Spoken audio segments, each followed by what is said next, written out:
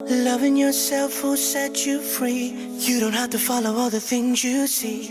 Be yourself and you will find happiness and peace of mind. الحمد للہ رب العالمین والصلاة والسلام علی سید المرسلین وعلی آلہ وصحبہ اجمعین ومن تبعہم بإحسان الی یوم الدین اما بعد۔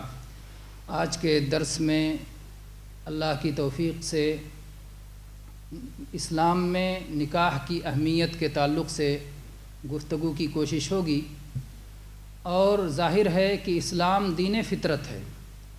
انسان کی فطرت میں جو خواہشات ہیں اسلام انہیں مٹانے کا حکم نہیں دیتا، بلکہ ان کی صحیح توجیہ کرتا ہے، صحیح رہنمائی کرتا ہے۔ انسان کے اندر غضب کی طاقت ہے، غصے کی طاقت ہے، انسان کے اندر نکاح کی خواہش ہے، نکاح کی رغبت ہے، جنس کی طرف لپکتا ہے، انسان کے اندر اور بھی بہت ساری طاقتیں ہیں۔ ان ساری طاقتوں کو اسلام ختم نہیں کرتا، ان کی صحیح رہنمائی کرتا ہے۔ ایک آدمی ایسا جس کو کبھی غصہ نہ آئے وہ قابل تعریف نہیں ہے۔ حق کے لیے اسے غصہ آنا چاہیے، حق کے لیے غصہ آنا چاہیے۔ ایک آدمی جس کے اندر نکاح کی خواہش ہی نہ جاگے وہ اس کی کمی ہے۔ نکاح کی خواہش، عورت کے قریب جانے کی خواہش، یہ فطری ہے، لیکن اس کو اس عورت کے قریب جانا چاہیے جس کو اللہ نے حلال کیا ہے، جو جائز طریقہ بتایا ہے۔ تو خواہشات کو دبانا اور خواہشات کو مٹا دینا اور ختم کر دینا یہ اسلام کے مطابق نہیں ہے۔ جیسے کہ اور مذاہب کے بارے میں ہے کہ یہ جوگی ہو گئے تو گویا بڑا درجہ ہو گیا، یہ راہب ہو گئے، یہ پادری ہو گئے، یہ نکاح کے بغیر انہوں نے زندگی گزار دی تو وہ سمجھتے ہیں کہ ان کا درجہ اللہ کے قریب ہو گیا۔ یہ اسلام کا تصور نہیں ہے۔ اسلام نے ہمیں یہ سکھایا ہے کہ جتنے بھی انبیاء کرام آئے وہ بیوی بچوں والے تھے۔ انبیاء کرام بیوی بچوں کے بغیر نہیں ہوتے تھے۔ چنانچہ قرآن پاک میں سورہ رعد میں اللہ تعالیٰ نے فرمایا وَلَقَدْ أَرْسَلْنَا رُسُلًا مِّن قَبْلِكَ وَجَعَلْنَا لَهُمْ أَزْوَاجًا وَذُرِّيَّةً، ہم نے آپ سے پہلے بہت سارے رسول بھیجے اور ہم نے ان کو بیوی بچوں والا بنایا تھا۔ رسول نکاح کرتے تھے، ان کی بیویاں ہوتی تھیں، بیوی نہیں بیویاں، فرق لگ رہا ہے نا کچھ؟ ہاں، تو رسولوں کے پاس بیویاں ہوتی تھیں اور اولاد ہوتی تھی۔ اسی طرح سے اللہ تعالیٰ نے سورہ فرقان میں اپنے نیک بندوں کے تعلق سے ذکر کیا، صالحین کے بارے میں حقیقی بندوں کی صفات بیان کرتے ہوئے وہ کہتے ہیں، ان کی دعا ذکر کی اللہ نے والذین یقولون ربنا ھب لنا من ازواجنا وذریاتنا قرۃ اعین۔ وہ ایمان والے، وہ نیک بندے، وہ صالحین، وہ کہتے ہیں ربنا، اے ہمارے رب، ھب لنا من ازواجنا وذریاتنا قرۃ اعین، ہماری بیویوں اور ہماری اولاد کو ہمارے آنکھوں کی ٹھنڈک بنا دے۔ یہاں بھی بیویاں ہیں نا، جن کی شادی نہیں ہوئی تو بیچارے تو پہلے ہی کے لیے مسئلہ ہے۔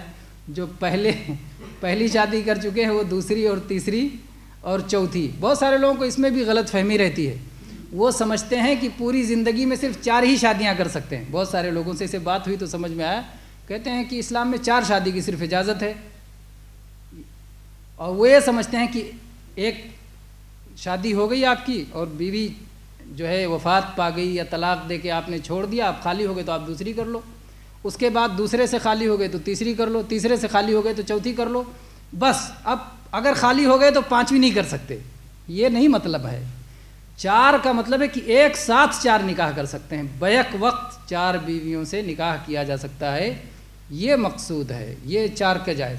ویسے تو آدمی ہزاروں شادی کرے، روزانہ اگر اللہ نے توفیق دی ہے، آپ ایک سے آپ نے نکاح کیا اور صبح کسی وجہ سے آپ خالی ہو گئے، چاہے طلاق کی وجہ سے، چاہے اس کی وفات ہو گئی یا اس نے خلا طلب کر لیا، جس طرح سے بھی میاں بیوی میں جدائی ہو جاتی ہے، اور اس کے بعد آپ خالی ہو گئے، صبح آپ دوسرا نکاح کیجئے، تیسرا نکاح کیجئے۔ تو اس طرح تو کتنے بھی نکاح ہو جائیں اس کی گنتی نہیں ہے، لیکن بیک وقت 4 ہو سکتا ہے، 5ویں 4 کے ہوتے ہوئے 5ویں سے نکاح نہیں ہو سکتا ہے۔ تو دونوں یہ مسئلہ بتا دیا کہ جانتے رہیں کہ بہت سارے لوگ اس غلط فہمی میں رہتے ہیں۔ یہ رشتہ جو اللہ تبارک و تعالیٰ نے بنایا ہے، نکاح کا رشتہ، یہ اللہ کی نشانیوں میں سے ایک نشانی ہے۔ اس کائنات میں اللہ کی بہت ساری نشانیاں ہیں، آپ جدھر نظر دوڑائیں سب نشانی ہے، لیکن ایک خاص نشانی اللہ تعالیٰ نے جن چیزوں کو ذکر کیا کہ یہ نشانی ہے، گویا وہ خاص ہے اور اس میں بہت زیادہ غور کرنے کی ہمیں ضرورت ہے۔ اللہ تعالیٰ نے فرمایا سورہ روم میں وَمِنْ آیَاتِهِ أَنْ خَلَقَ لَكُم مِّنْ أَنفُسِكُمْ أَزْوَاجًا لِتَسْكُنُوا إِلَيْهَا وَجَعَلَ بَيْنَكُم مَّوَدَّةً وَرَحْمَةً إِنَّ فِي ذَلِكَ لَآيَاتٍ لِقَوْمٍ يَتَفَكَّرُونَ کہ اللہ کی نشانی میں سے ہے، نشانیوں میں سے ایک ہے کہ اس نے تمہارے ہی میں سے تمہارا جوڑا بنایا تاکہ تم اس سے سکون حاصل کرو، اور تمہارے درمیان محبت اور رحمت کا رشتہ بنا دیا۔ غور و فکر کرنے والوں کے لیے اس میں بہت نشانی ہے۔ تو اس میں اللہ تعالیٰ نے جوڑا بتایا، زوج عربی میں بیوی کے لیے لفظ آتا ہے زوج، اور جوڑا جانتے ہیں جوڑا برابری کا ہوتا ہے نا، تبھی جوڑا مانا جائے گا۔ تو بہت بہترین لفظ جو ہے عربی میں اس کے لیے استعمال ہے وہ ہے جوڑا، زوج کا لفظ۔ یہ اس کے درجے کو متعین کرتا ہے، کم نہیں کرتا۔ اسی لیے میاں بیوی ایک دوسرے کے بغیر ناقص ہیں، ادھورے ہیں جو ہے۔ اسی لیے وہ حدیث بھی آپ یاد کر لیں، نبی کریم صلی اللہ علیہ وسلم نے فرمایا، سلسلہ صحیحہ میں یہ حدیث موجود ہے، اذا تزوج العبد فقد استکمل نصف الدین، جب بندہ شادی کر لیتا ہے تو آدھا دین اس کا پورا ہو جاتا ہے۔ فلیتق اللہ فیما بقی، اب جو باقی رہ جائے اس میں اللہ سے ڈرے۔ تو گویا جب تک نکاح نہیں ہوا ادھورا ہے، اور نکاح ہو گیا تو اس میں کچھ اس حساب سے جو ہے اس کا حق اگر ادا کرتا ہے تو انشاءاللہ ایک حصہ اس نے پا لیا، دین کا نصف اس نے مکمل کر لیا۔ کیا مطلب ہوتا ہے کہ نکاح سے نصف دین مکمل ہو جاتا ہے؟ کیسے نصف دین نکاح سے مکمل ہو جاتا ہے؟ اس کو ایک اور حدیث کے ساتھ جب ہم ملا کے دیکھتے ہیں تو معنی سمجھنے میں آسانی ہو جاتی ہے۔ وہ حدیث، وہ بھی سلسلہ صحیحہ میں حدیث مذکور ہے، حدیث نمبر 510۔ اللہ کے نبی صلی اللہ علیہ وسلم نے فرمایا من وقاہ اللہ شر ما بین لحییہ و شر ما بین رجلیہ دخل الجنہ، جس آدمی کو اللہ تبارک و تعالی اس کے داڑھوں کے درمیان کی برائی سے بچا لے اور اس کے پیروں کے درمیان کی چیز کی برائی سے بچا لے، وہ جنت میں جائے گا۔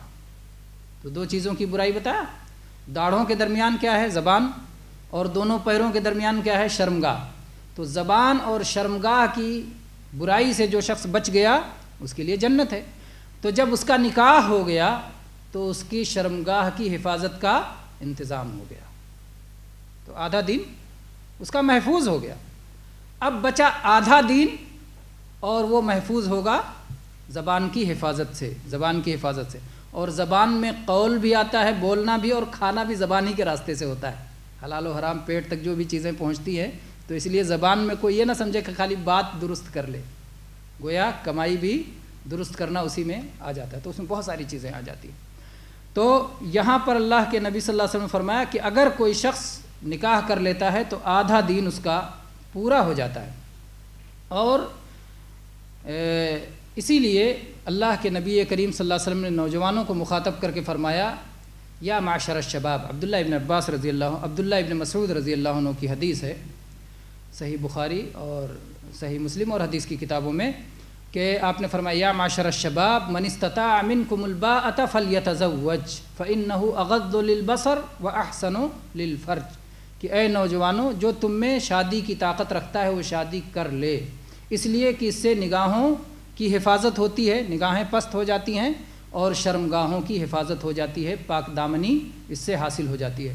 اور اگر کسی کو شادی کی طاقت نہیں ہے تو آپ نے فرمایا فعلیہ بالصوم، ایسا آدمی صوم رکھا کرے، روزہ رکھا کرے، کیونکہ روزے کی وجہ سے، صوم کی وجہ سے خواہشات کچل دیے جاتے ہیں، کمزور ہو جاتے ہیں۔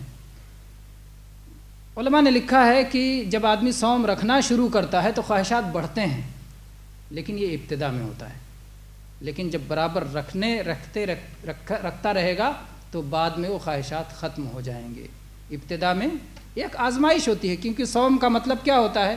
خواہشات سے آپ کو دور رہنا ہے، تو ایک آزمائش ہوتی ہے، اور اس کے بعد دھیرے دھیرے طاقت بھی جو ہے، کھانا پینا جب کم ہوگا تو ظاہر بات ہے خون کا دوران کم ہوگا، کمزوری آئے گی، اور اس کی وجہ سے وہ طاقت بھی کمزور ہوگی۔ اور رسول اللہ صلی اللہ علیہ وسلم کا یہ معجزہ تھا کہ آپ بکثرت صوم رکھتے تھے، ہر ہفتے میں سوموار کو بھی رکھتے تھے، جمعرات کو بھی رکھتے تھے، مہینے میں 3 دن بھی رکھتے تھے، اور بہت زیادہ کبھی کبھی صوم وصال بھی رکھ جاتے تھے بلا سحری اور بلا افطار کے، اس کے باوجود آپ کی طاقت میں کوئی کمی نہیں ہوتی تھی. آپ کے ایک ساتھ 9 بیویاں آپ کے پاس تھیں اور پوری 11 بیویوں سے آپ نے نکاح کیا تھا اور لونڈیاں اس کے علاوہ تھیں. تو بہرحال یہ آپ کا معجزہ تھا, یہ آپ کی خصوصیت تھی جو اللہ تعالیٰ کی طرف سے آپ کو عطا کیا گیا تھا.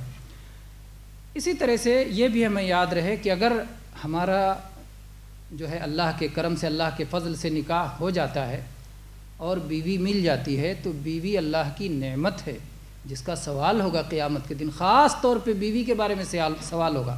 اللہ تعالیٰ پوچھے گا کہ میں نے تمہارا نکاح کر دیا تھا, تمہیں بیوی دی تھی, بیوی کے ساتھ تم نے کیا سلوک کیا تھا, میرا حق اس بارے میں پہچانا تھا کہ نہیں پہچانا تھا.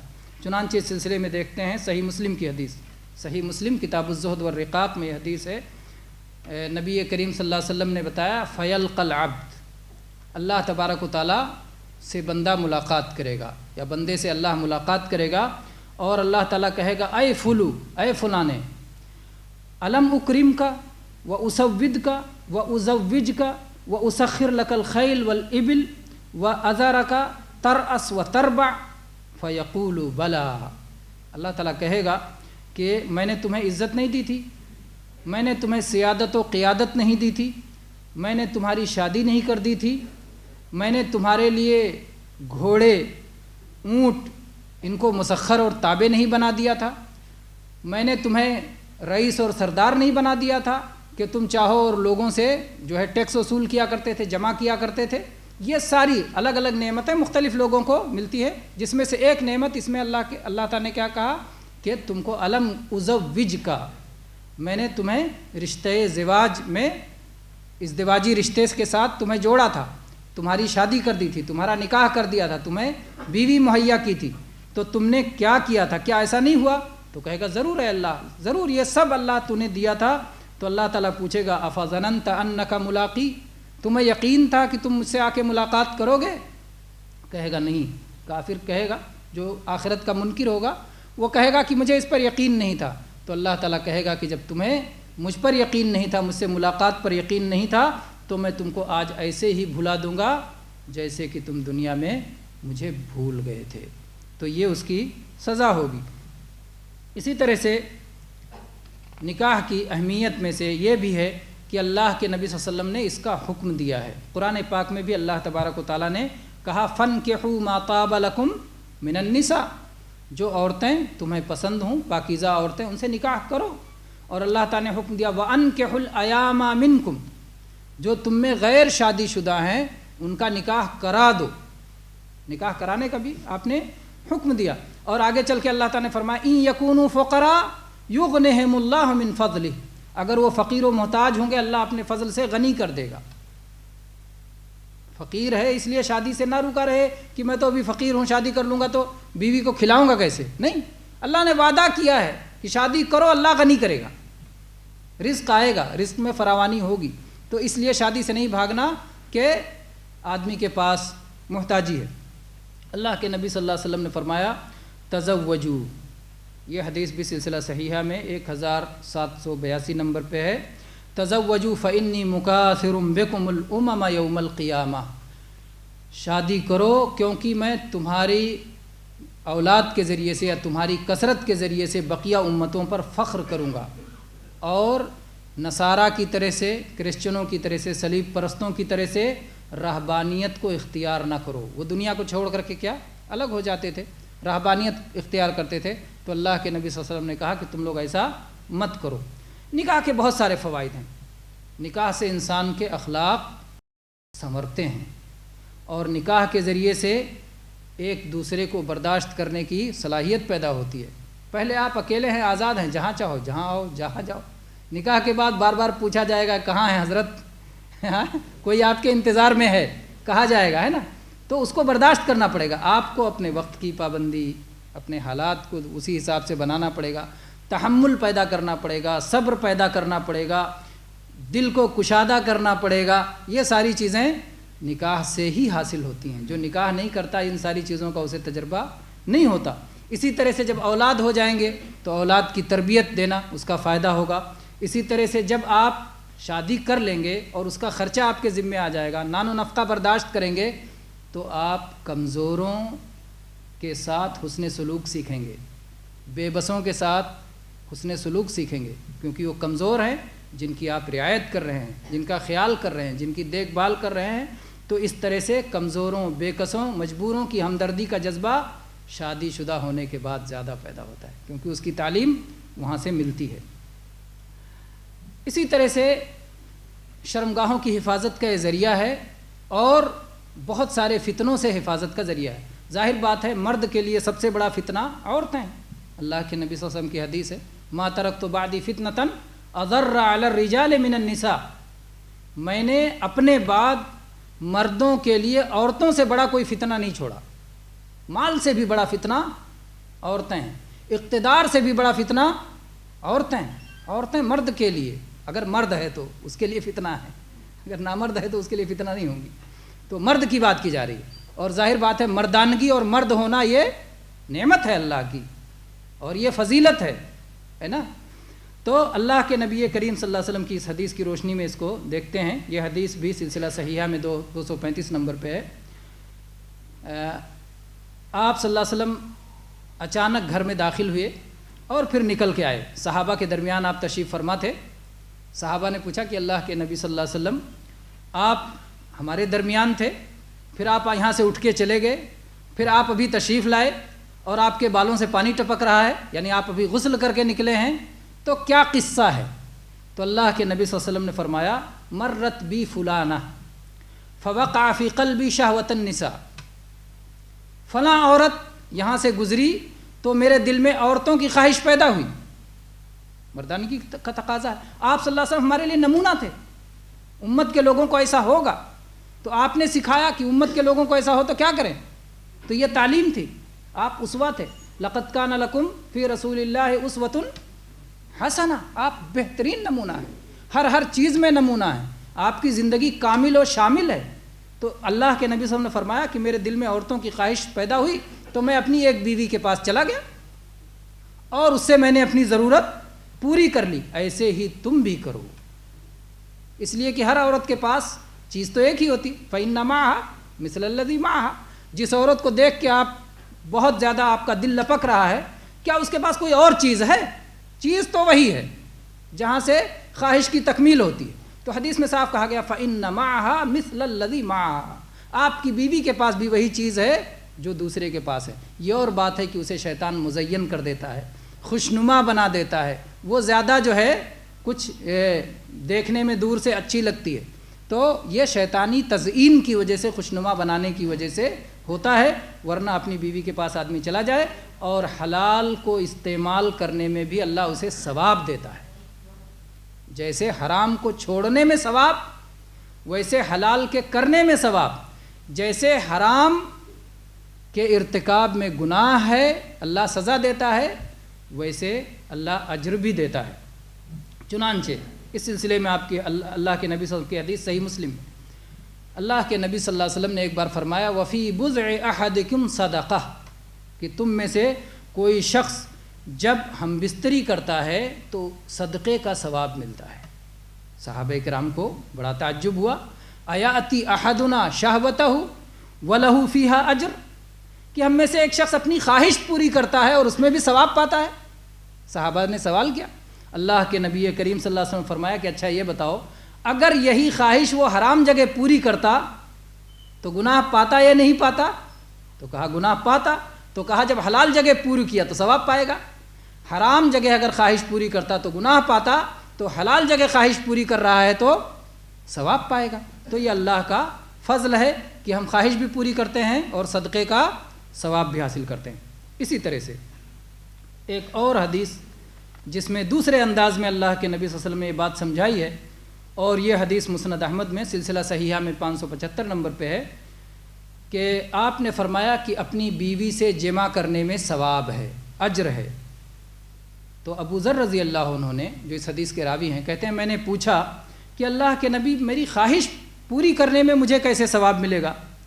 آپ نے فرمایا کہ اچھا یہ بتاؤ، اگر تم نے خواہش پوری کی اور پھر اس سے تم کو بیٹا پیدا ہوا، بیٹا بالغ ہوا، پھر وہ نیک بنا، تم نے اس کے خیر کی امید کی، پھر اس کے بعد وہ بیٹا وفات پا گیا، تم نے اس کے اجر و ثواب کی امید کی، ہوا نا امید، بیٹا پیدا ہوا نیک ہوا تو آپ کو امید ہے کہ اس کی نیکی کا مجھے ثواب ملے گا، وفات پا گیا تو اس کی وفات پہ آپ کو اجر ملے گا، شہید ہو گیا تو اس کی شہادت پہ آپ کو اجر ملے گا، تو بہت سارے ثواب کی آپ امید رکھتے ہیں اس بیٹے سے جو اس شہوت کے نتیجے میں پیدا ہوا ہے، اپنے خواہش پوری کی اور اس کے ذریعے حمل ٹھہرا اور اس کے ذریعے بچہ پیدا ہوا۔ تو اللہ کے نبی صلی اللہ علیہ وسلم نے فرمایا کہ تم نے اسے پیدا کیا تھا؟ کہا نہیں، ہم نے نہیں پیدا کیا تھا، اللہ نے پیدا کیا تھا۔ کہا تم نے اسے ہدایت دی تھی؟ کہا نہیں، ہم نے ہدایت نہیں دی تھی، اللہ نے ہدایت دی تھی۔ تو پوچھا تم اسے رزق دے رہے تھے؟ کہا نہیں، اللہ تبارک و تعالیٰ رزق دے رہا تھا۔ کہا ایسے ہی حلال میں اپنی خواہش پوری کرو اور حرام سے اپنے آپ کو بچاؤ، اللہ چاہے گا حلال میں خواہش پوری کرو گے اللہ کسی کو زندگی دے گا، اور اگر اللہ تعالیٰ چاہے گا تو موت دے دے گا۔ یعنی جو نطفے میں جو کیڑے ہوتے ہیں، ابھی سائنسی تحقیق کے مطابق ایکس اور وائی کی شکل میں منی میں کیڑے ہوتے ہیں، جراثیم ہوتے ہیں، یا وہ ابتدا ہوتی ہے اس کے ذریعے سے پھر بچے ٹھہرتے ہیں۔ اللہ چاہے گا ان کے ذریعے سے کسی کو زندہ کرے گا، اور چاہے گا تو اللہ تعالیٰ ان کو وہیں پر ختم کر دے گا، موت دے دے گا، تمہارے لیے ثواب تمہارا ہے۔ تو اللہ کے نبی صلی اللہ علیہ وسلم نے دو طرح سے نکاح کا ثواب اور فائدہ سمجھایا۔ ایک تو اس طرح سے کہ حرام میں جاؤ گے تو گناہ پڑے گا، تو اللہ نے حلال میں ثواب رکھا ہے۔ ایک اس طرح سے کہ حلال میں جاؤ گے تو اس کے ذریعے اولاد آنے والی ہے، اور اولاد کے ذریعے سے بہت سارے خیر کا تم ارادہ رکھتے ہو، وہ سارا خیر اسی وجہ سے ہے، اور اس وجہ سے اس کو ثواب سمجھ کے کرو۔ اسی لیے میرے بھائی، جب میاں بیوی کا آپس میں تعلق ہو تو یہ تعلق صرف شہوت ہی نہ رہے بلکہ یہ دین بن جائے، عبادت بن جائے۔ اس کے لیے بہت سارے احکام دیے گئے، بہت سارے مسائل دیے گئے کہ یہ سارے مسائل ہم اپنا لیں تو یہ بھی عبادت بن جائے۔ کیسے کیسے؟ پہلی چیز تو یہ کہ جب ہم بستری کے لیے بیوی کے پاس جائیں تو ہم نیک اولاد کی نیت سے جائیں، اس نیت سے جائیں کہ جو پیدا ہوگا اللہ کا موحد بندہ بنے گا، جو پیدا ہوگا رسول اکرم صلی اللہ علیہ وسلم کا مطیع امتی، فرما بردار امتی بنے گا، آپ کی امت کی تعداد بڑھے گی۔ تو اس نیت کے ساتھ جائیں، جیسا کہ اللہ تعالیٰ نے قرآن پاک میں فرمایا سورہ بقرہ میں، فَالْآنَ بَاشِرُوهُنَّ وَابْتَغُوا مَا كَتَبَ اللَّهُ لَكُمْ، رمضان کی راتوں میں اپنی بیویوں سے ہم بستری کرو اور اللہ تعالیٰ نے جو فضل تمہارے لیے مقدر کیا ہے اسے تلاش کرو۔ تو رمضان کے دنوں میں بیوی کے قریب جانا حرام، اور راتوں میں بیوی سے ہم بستری کرنا حلال، اور اللہ نے بتایا کہ نیت کیا رکھو کہ رات میں ہم بستری کرو گے تو اللہ تعالیٰ نیک اولاد پیدا فرمائے گا۔ اسی طرح سے تو یہ پہلا حکم ہو گیا کہ ہم بستری سے پہلے آدمی نیت کرے کہ صالح اولاد مجھے چاہیے، وہ نیت ہو۔ دوسری چیز یہ کہ جمع کرنے سے پہلے آدمی بسم اللہ پڑھے، اللہ کا نام لے، اور وہ دعا پڑھے جو اللہ کے نبی صلی اللہ علیہ وسلم نے سکھائی ہے۔ یہ حدیث متفق علیہ ہے، صحیح بخاری میں بھی صحیح مسلم میں بھی۔ آپ نے فرمایا لو ان احدہم اذا اراد ان یاتی اہلہ قال بسم اللہ اللہم جنبنا الشیطان وجنب الشیطان ما رزقتنا فانہ ان یقدر بینہما ولد فی ذلک لم یضرہ شیطان ابدا۔ آپ نے فرمایا کہ اگر کوئی شخص جب اپنی بیوی کے پاس ہم بستری کے لیے جانا چاہے بسم اللہ کہہ لے اور یہ دعا پڑھ لے، اللہم جنبنا الشیطان وجنب الشیطان ما رزقتنا، اے اللہ ہم دونوں کو شیطان سے محفوظ رکھ، اور جو تو رزق دے، جو اولاد دے، اس کو بھی شیطان سے محفوظ رکھنا۔ اللہم جنبنا الشیطان وجنب الشیطان ما رزقتنا، یہ دعا اگر کوئی پڑھ لے گا، اور اس ہم بستری کے نتیجے میں اگر اللہ تبارک و تعالیٰ کوئی اولاد مقدر کرے گا تو اس اولاد کو شیطان نقصان نہیں پہنچا سکتا۔ تو یہ دو باتیں ہو گئیں۔ پہلی بات نسل بڑھانا مقصود ہو، اور دوسری بات دعا پڑھے اللہ کا نام لے کر۔ تیسری چیز یہ یاد رکھے کہ میاں بیوی کے درمیان جو ہمارا عہد ہے، وعدہ ہے، ایگریمنٹ ہے، یہ معمولی نہیں، بہت مضبوط عہد ہے۔ عورت نے نکاح سے پہلے عورت کے ولی نے آپ سے عہد لیا ہے، قبول کرایا جاتا ہے نا کہ فلاں کی بیٹی یا فلاں کی بہن اتنے مہر کے ساتھ میں آپ کو قبول ہے، تو آپ کہتے ہیں قبول ہے۔ تو آپ نے قبول جب کر لیا تو یہ عہد ہے، یہ ایگریمنٹ ہے، یہ وعدہ ہے۔ اللہ تعالیٰ نے فرمایا سورہ نساء میں وَأَخَذْنَ مِنْكُمْ مِيثَاقًا غَلِيظًا، ان عورتوں نے تم سے ایک مضبوط عہد لے رکھا ہے، تو اس مضبوط عہد کو یاد رکھ کر کے پھر جو ہے ہم بستری کے قریب آدمی جائے.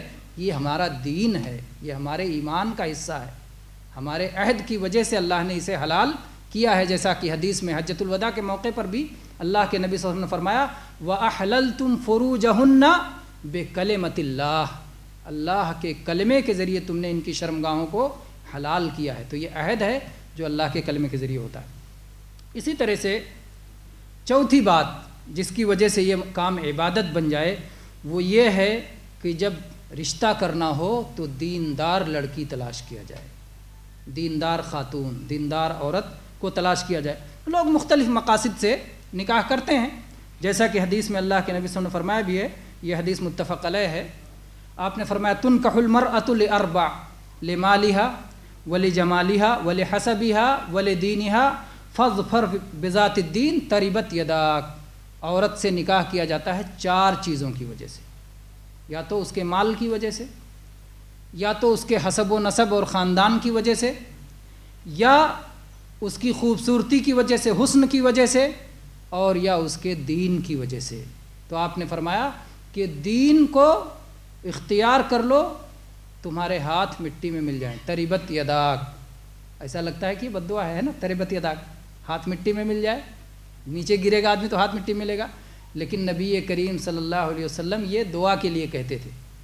اور اگر آپ کسی کو بد دعا بھی دے دیں تو آپ نے فرمایا ہے حدیث کہ میں نے اللہ تعالیٰ سے یہ عہد کیا ہے کہ یا اللہ اگر میں کسی اپنے امتی کو، اگر میں اپنے کسی امتی کو بد دعا دے دوں اور وہ بد دعا کے لائق نہیں ہے، اے اللہ تو اس کو دعا بنا دے، تو اس کو پاکی کا ذریعہ بنا دے، تو اس کو درجات کی بلندی کا ذریعہ بنا دے. اسی لیے معاویہ رضی اللہ عنہ کی فضیلت کیا آتی ہے جانتے ہیں حدیث میں؟ معاویہ رضی اللہ عنہ کی فضیلت یہ ذکر کی جاتی ہے کہ اللہ کے نبی صلی اللہ علیہ وسلم ایک بار ان سے ملنے گئے، پوچھا کہ معاویہ کہاں ہیں؟ کہا کھانا کھا رہے ہیں. تو آپ نے فرمایا لا اشبع اللہ بطنہ، اللہ ان کا پیٹ نہ بھرے.